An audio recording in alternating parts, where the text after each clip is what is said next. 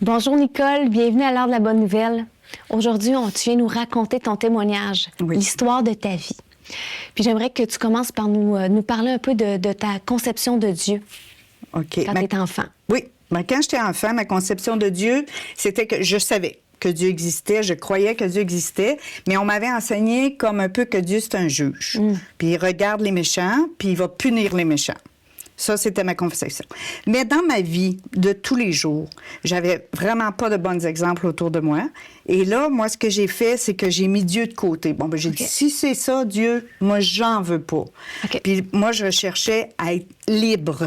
Je voulais être libre, je voulais faire mes propres choix, je voulais vivre mes aventures, puis je voulais vivre la vie à fond de train.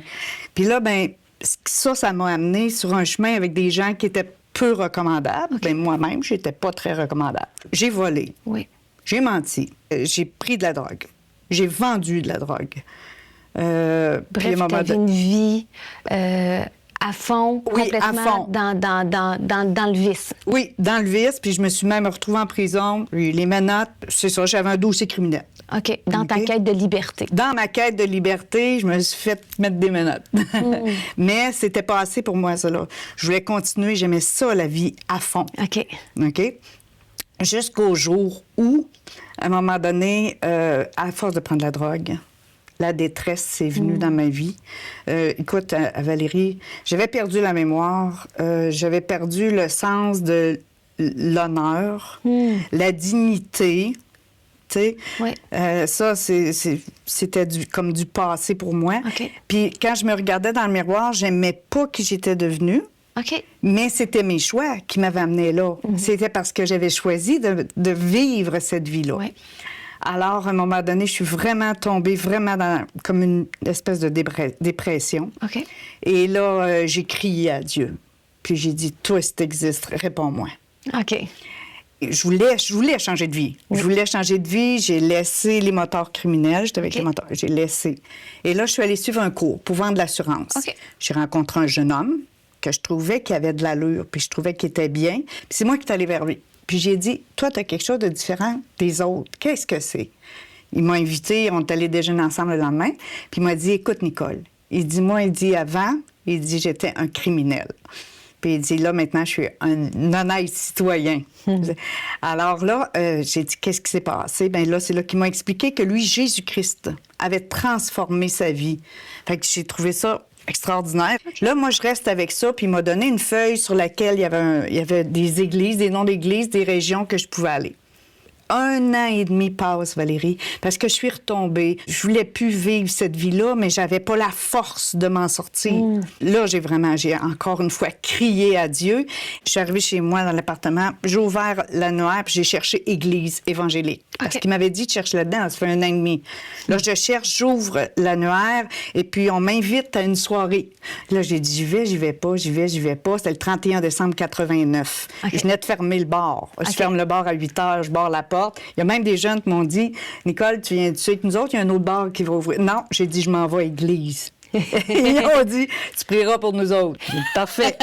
Fait que je m'en vais à cette soirée-là. Et là, ben j'avais une crainte de rentrer. Là, j'étais comme déchirée. J'y vais pas. J'y vais. Je rentre, j'ouvre la porte, je donne la main. Puis comme la personne qui m'avait invité, le pasteur qui m'avait invité, il savait qui j'étais. Il a dit, bonsoir, Madame Hébert. Entrez, Madame. Hey, c'est la première fois, mais ça s'appelait Madame dans ma vie, moi, là. Fait que j'enlève mon manteau, je m'assois là, je suis invitée. Et là, tout à coup, il y a des gens qui me parlent, mais il y en a un qui vient me demander, il dit, qu'est-ce que tu es venue faire ici ce soir, Nicole? Ben j'ai dit, j'ai une tête, ses épaules, 2 bras, 2 jambes, je veux faire le bien, mais j'y arrive pas. Parce que je voulais pas raconter mon passé, je voulais pas dire qui j'étais, d'où je venais. Il dit, est-ce que tu crois que tu es pécheresse? Oh, Pelaye. Vraiment, j'étais prête. Là, je me suis sentie, je savais que j'étais sale. Je savais que mon cœur était sale. Je savais que j'avais offensé des gens. Je savais que j'avais commis des actes qu'il ne faut pas commettre. Mais je savais pas comment m'en libérer. Fait que j'ai dit, oui, je reconnais que je suis pécheresse. Là, il a dit, veux-tu être pardonnée? Et j'ai dit oui. C'est là que j'ai dit oui, je veux être pardonnée. Pour moi, je voulais être blanchie. Je voulais que ce soit tout arrêté, ça. Je voulais que ça finisse, cette vie-là. Fait qu'il dit OK, il dit Jésus-Christ est venu sur la croix mourir pour tes péchés. Tes péchés, moi, je savais pas trop les péchés. Là. Fait que là, j'ai dit, oui, je veux être pardonnée. Fait qu'il a dit, OK, on va prier ensemble. Ça a été simple comme ça. On a prié ensemble. J'ai demandé pardon pour mes péchés. Oui, sincèrement, très profondément.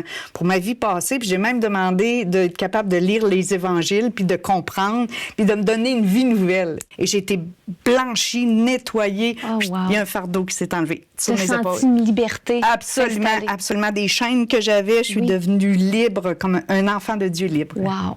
Ouais. Puis qu'est-ce qui s'est passé après dans ta vie? Oh, après, beaucoup de choses ont changé. J'ai été délivrée de la drogue. J'ai été délivrée de la boisson. J'ai été délivrée de la cigarette. Et en plus de ça, ben, j'ai compris que le vol, c'était pas bien. J'ai arrêté de voler. Mon langage a changé parce que je pouvais blasphémer à tous les 2-3 mots. ça a arrêté là. Fait que c'est ça qui a changé beaucoup. OK. Ouais.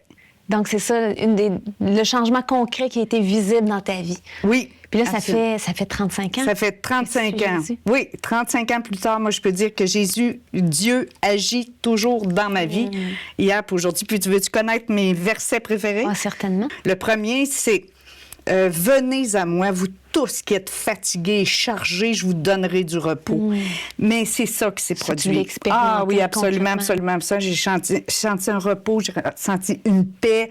J'étais... Ah, vraiment, là, tu sais, là, je pouvais marcher la tête haute, mais pas haute d'orgueil, mais haute d'être... retrouver ta dignité. Oui, absolument. Ensuite de ça, il y a eu « Si vos péchés sont comme le cramoisi, vous deviendrez blanc comme la neige. » Il y en a tombé hier de la neige, là. Oui. C'est beau, c'est blanc. Y a-tu de quoi de plus blanc que la pure neige?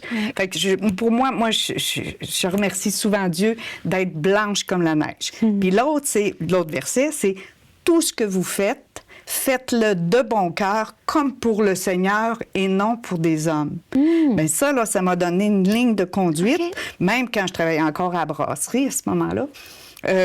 Les tables, ils n'ont jamais été aussi clean. Encore aujourd'hui, pour moi, comme ce témoignage aujourd'hui, tout ce que vous faites, faites-le de bon cœur, comme pour le Seigneur et non pour les hommes. Moi, depuis que Dieu m'a donné une stature de femme libérée, ben, je me sens libre et heureuse. Voilà. Wow. Merci. De rien. Avec plaisir.